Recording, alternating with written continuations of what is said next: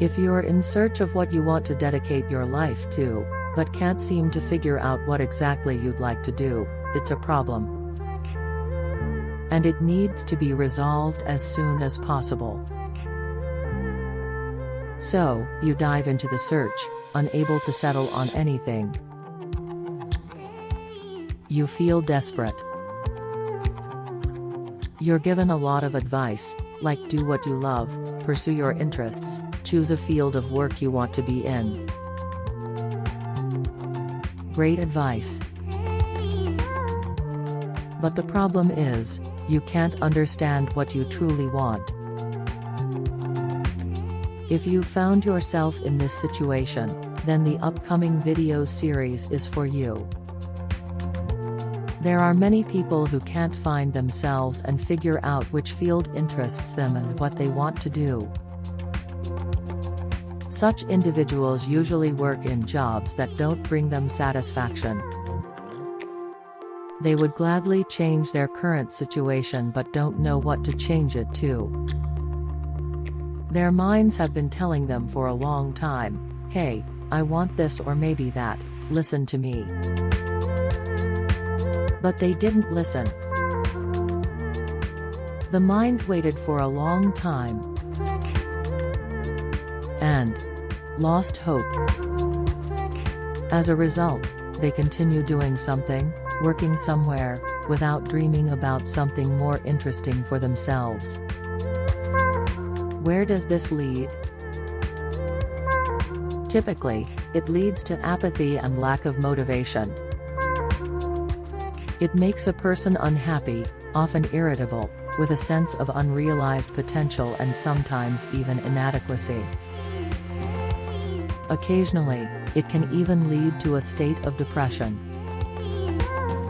But depression is not the topic of our conversation because that's for specialists to address. Right now, we will try to understand how to learn to listen to ourselves. And I have good news for you, it's possible. There are several main reasons why this might have happened to you.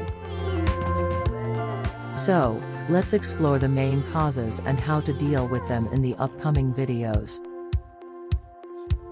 You've grown accustomed to doing what others tell you, following circumstances, living the way you should, as you were taught. And as a result, you've forgotten how to listen to yourself and hear your own desires. It's especially difficult to find yourself if you've been developing based on the principle of doing what you should since childhood. Fortunately, there are simple methods that can help you tune into yourself and your desires. One effective way is to recall what you wanted to do in childhood, what you sincerely wished to engage in, and which moments filled you with enthusiasm and happiness. Remember and make a list of 20 points related to this. If you can't determine what you want, you can certainly identify what you absolutely don't want. Think and write down as many points as possible about what you don't want to see in your future and what you definitely don't want to do in your life.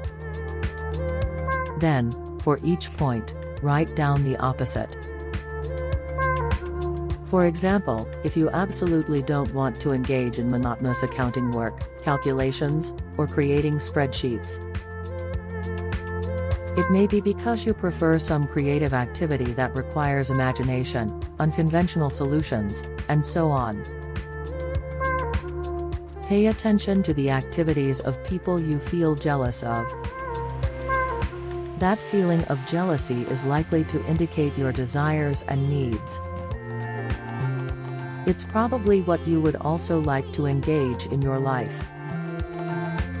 And this means that you have the necessary potential to achieve it. Try these methods. It's not as easy as it may seem at first glance, but it can be exactly what you need to become happy.